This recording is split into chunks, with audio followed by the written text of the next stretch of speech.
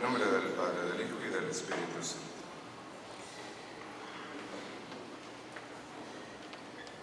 Muy bien, pues esta gente sigue a nuestro Señor por los signos que habían visto que Él hacía.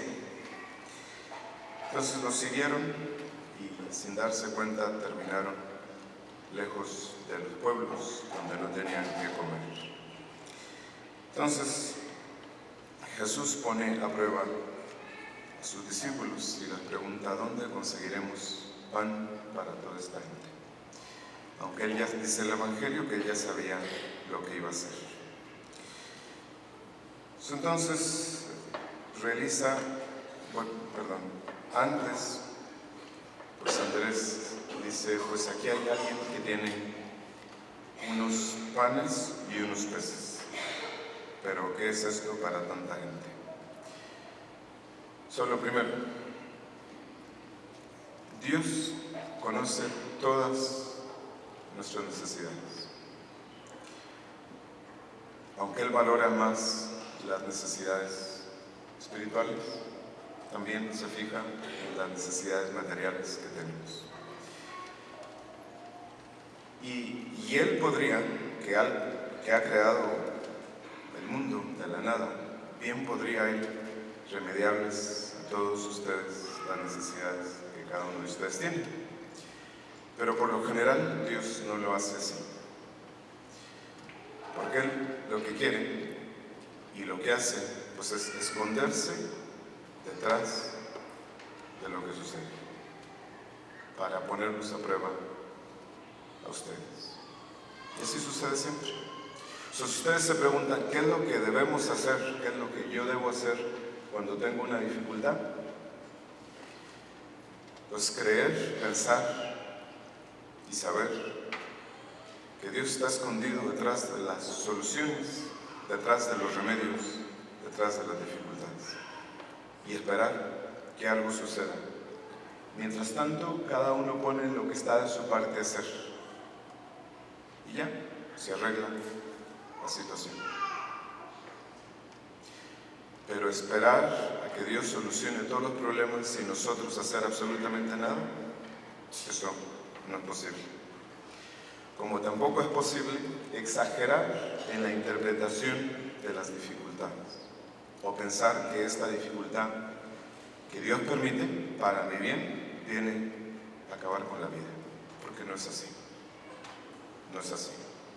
Nadie se ha muerto de una dificultad. La gente se muere de desesperación, no por la dificultad, sino por malinterpretar o exagerar en la interpretación de las cosas.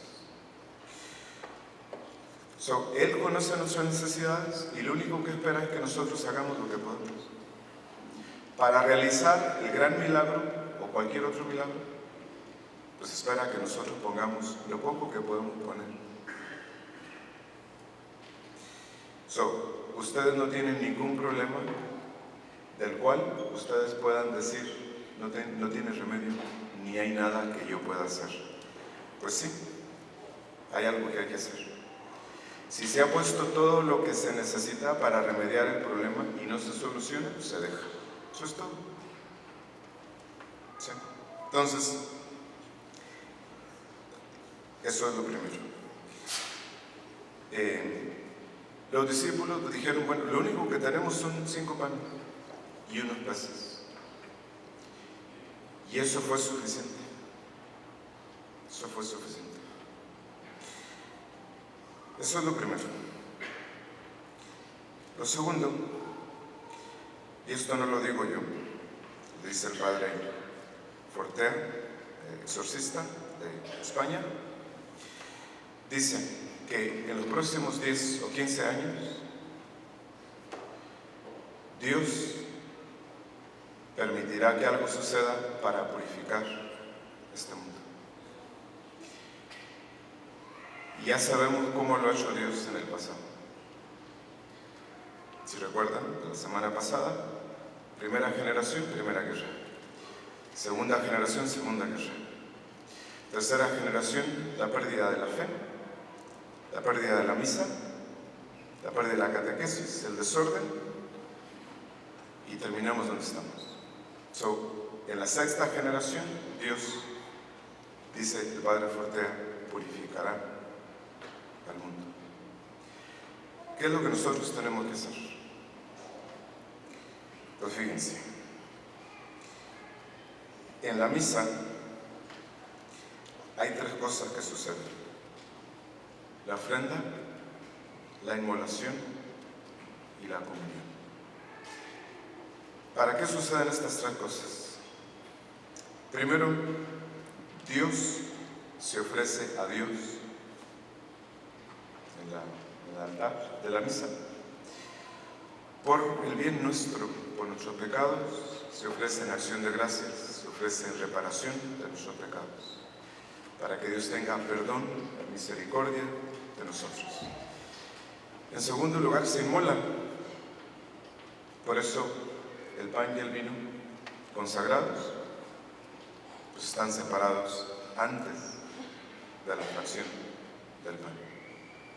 Tal forma que sobre el altar, después de la consagración, sobre el altar tenemos el cuerpo de una persona hecha víctima, destrozada, separada, la sangre y el cuerpo.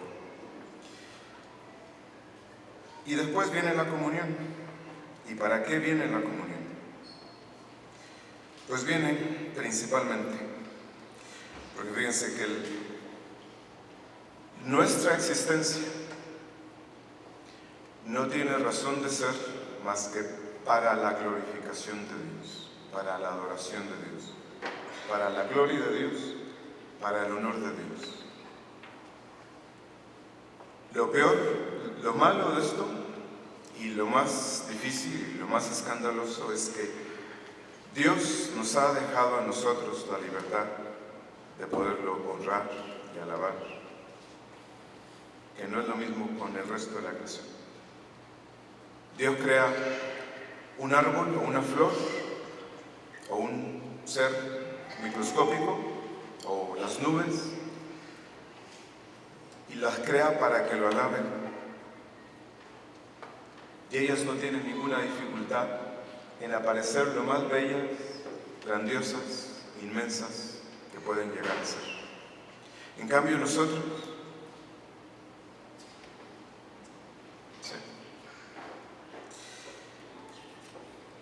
nuestra vocación, nuestra razón de ser en este mundo, el sentido único de la existencia es para la gloria de la alabanza de Dios. Nada más para eso existimos. Nada más para eso existimos. Y si esto yo tuviera que repetírselo el resto de mi vida, todos los días se lo diría. Todos los problemas que tenemos, ¿de dónde creen ustedes que vienen?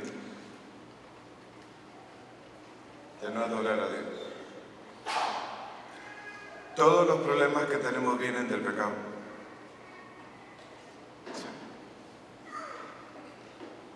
Y si existimos solo para adorar a Dios, pues es obvio que la tentación contraria pues es la idolatría.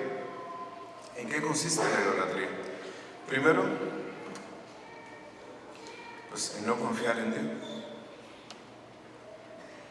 Segundo, en la interpretación exagerada de las situaciones, de las dificultades, de los acontecimientos, del valor de las cosas y de las personas.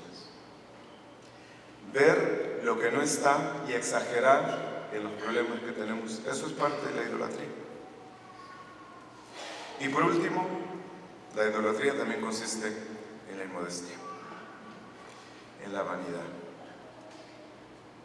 en ponerme a mí mismo mi bienestar, mi comodidad, la comida, el vestido, la vanidad primero y por encima de todas las cosas.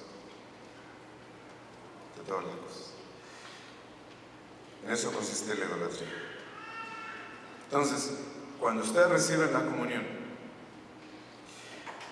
Lo que Jesús quiere hacer es lograr que cada uno de ustedes se convierta en otra víctima que adore al Padre. Si ustedes se preguntan, ¿para qué me bautizaron? Me bautizaron para tener derecho a estar aquí en la misa y poder adorar a Dios. Y recibimos la comunión para que yo me convierta en otra víctima de alabanza, de gloria a Dios. ¿Sí? Entonces, de esta manera nos hacemos partícipes de la glorificación que Jesús hace a su Padre. Él nos hace partícipes juntamente con Él de la glorificación que Él realiza a su Padre en el cielo. Solo para eso nos confesamos, para poder glorificar a Dios bien. Solo para eso venimos a misa cada 8 días, para glorificar a Dios. Bueno sería que todo el resto de la vida, de la semana, las cosas que hacemos, los trabajos, las dificultades que padecemos, las enfermedades, todo nos ayudara y contribuyera a la glorificación de Dios. Eso sería ideal. Eso es lo segundo.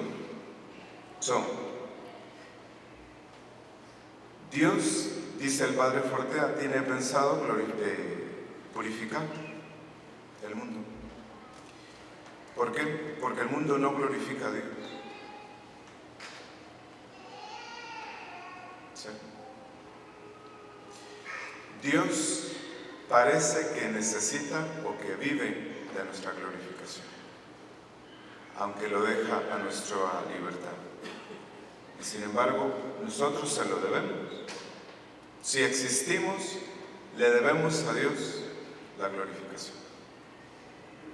Y eso es muy importante. Le debemos a Dios la glorificación. Fíjense, lo glorifican quienes estamos aquí, lo glorifican quienes están en el purgatorio y lo glorifican quienes están en el infierno. A pesar de ello, a pesar suyo,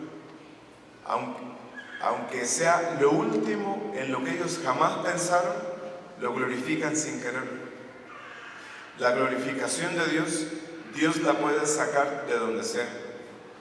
Si es preciso hacernos morir, acabarnos y volvernos a crear, o hacernos sufrir o lo que quieran, Dios lo hace.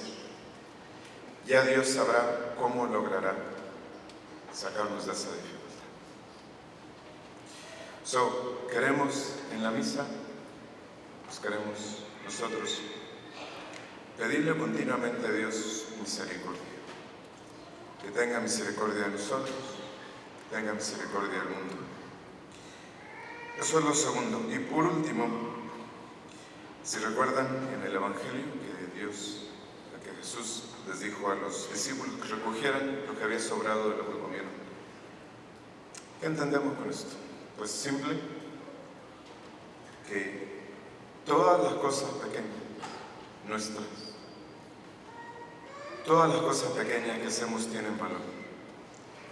De hecho, la vida toda nuestra está llena de una red de cosas que casi no tienen importancia, pero que tienen mucho valor. Sí. La virtud o las virtudes están formadas de pequeñas cosas hechas bien, con perfección, por amor a Dios. Entonces, lo más probable es que a nadie de ustedes les toque dar la vida por nadie. Nunca, ni llegar a hacer una obra extraordinaria. Sin embargo, todos los días tenemos la oportunidad de hacer las cosas bien, las cosas pequeñas que hacemos. Y esas tienen valor para Dios. Empeñémonos en hacer bien, con perfección, lo que Dios nos pide hacer. Sí. Entonces, nuestra vida se compone de pequeños esfuerzos. Y si todos están orientados hacia la voluntad de Dios, eso es lo más importante. No tenemos muchas cosas que ofrecerle a Dios, ni Él espera que nosotros le ofrezcamos cosas grandes. Las cosas pequeñas que hacemos todos los días, haciéndolas por amor a Dios, tienen todo el valor que Dios espera de nosotros. En nombre del Padre, del Hijo y del Espíritu Santo.